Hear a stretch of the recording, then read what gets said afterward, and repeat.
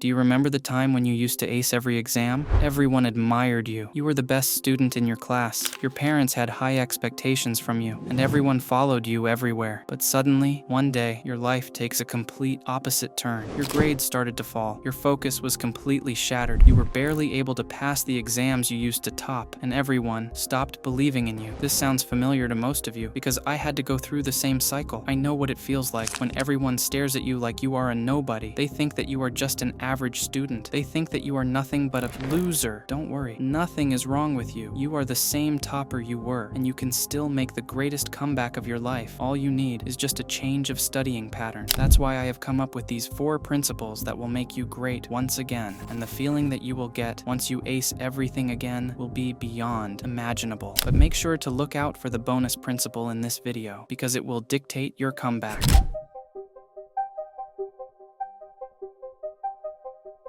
First, you need to become an academic weapon. It doesn't mean that you need to become a bookworm. It just means that you need to be aware. Be aware of what to do and when to do. You just need to shift your mindset a tiny bit. The first step in becoming such a destructive weapon is Parkinson's law. This law dictates that your brain fills the time you give it. For instance, if you give 1 hour to a chapter, your brain will try to use all of that hour, even though you might have read it 100 times. That's why you are delaying quiz preparation and submitting assignments at the very last moment. Your brain is a lazy organ, and it wants to remain in the comfort zone, but it is up to you to show it who's the ultimate controller. So if you have an exam of 2.5 hours, prepare for the exam as if you have to finish it in 1.5 hours. If an essay takes 90 minutes to write the same essay in 60 minutes. You won't believe how your mind finds ways to make it work. The second thing you need to do is adopt the doable mindset. Sounds pretty simple, but it is very crucial for illegal studying. Whenever you face a difficult task, you give up before you can even start. That's why you need to go from "it's too hard" to "it's very doable." This will program and rewire your brain to believe that it is made to do this very task, which will lead from one win to another and then another. Once the ball starts rolling, studying is a piece of cake.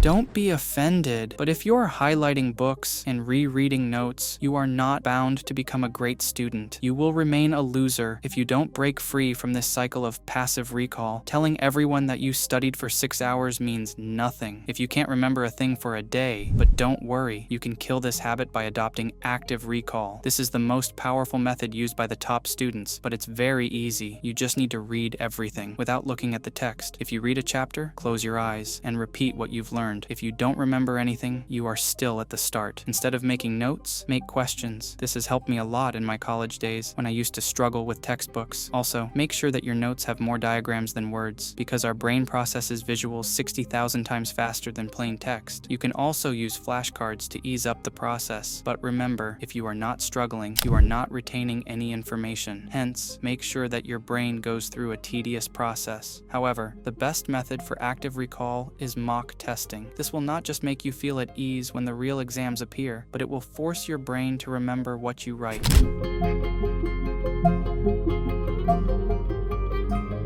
I can't stress this enough, but you don't know how important this Feynman technique is. Most of you think you know something just because you have read it 100 times. But the second the exam starts, your brain shuts down. That's because you memorized the topic. You didn't learn or understand it. Feynman technique comes in handy here. It dictates that you need to close the book and start speaking what you have understood. If you stutter, hesitate, or lag, it means that you haven't learned the topic yet. You can also teach yourself or imagine your friend is having issues with the same topic. Now, it's your job to help him understand. Read it out loud, like a teacher. Make it so simple that even a 5-year-old can understand it. Keep repeating until your brain gives up and makes it a part of your unconscious memory. This is the part where most people give up and think, if I can't do this by the second try, I should just leave it. Meanwhile, top students don't give up until they fully grasp the concept. This also connects to Parkinson's law, which means you have to force your brain in this situation as well. It's up to you to decide whether you want to study like a loser and forget everything, or become such a fierce force of nature that grades kneel before you.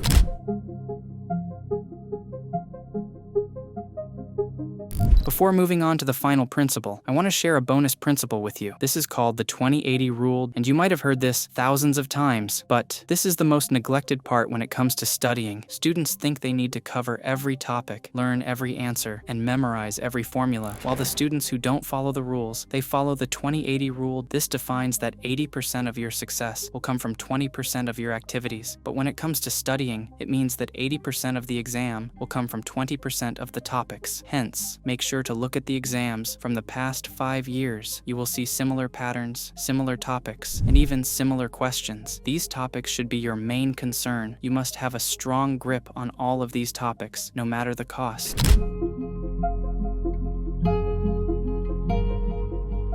This is the principle I learned the hard way, by wasting countless hours on a single subject. But you don't have to. You might have felt that you don't have energy to study anymore, even though it's just been an hour. But here's the truth. It's not because you're out of energy. It's because your brain can't make more connections. The brain is not a hard drive. Instead, it is a puzzle solver. But when you keep studying the same thing for too long, your brain stops making connections, and things become repeated. If you ever feel stuck like this, embrace interleaving. This means studying one subject for a specific time, then switching to another subject for the same test. This principle is also found in gyms. You can't train the same muscle every single day. It will eventually stop growing. The same goes for studying. Once you switch topics, your brain resets. It becomes ready to make new connections and learn new things. When you start to zone out, it means that your brain is shutting down and it's getting bored. But when you switch the subject, your brain breaks this pattern. At first, it will feel difficult, but once your brain adapts, you will feel less tired, more focused, and most importantly, no burnouts. In 2010, a study concluded that those who use interleaving will perform 76% better in a test than those who don't.